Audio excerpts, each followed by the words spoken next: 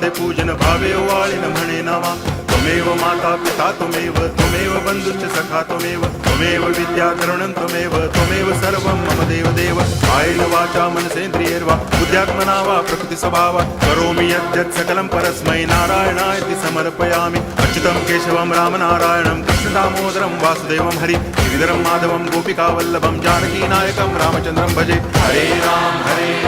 Ram Ram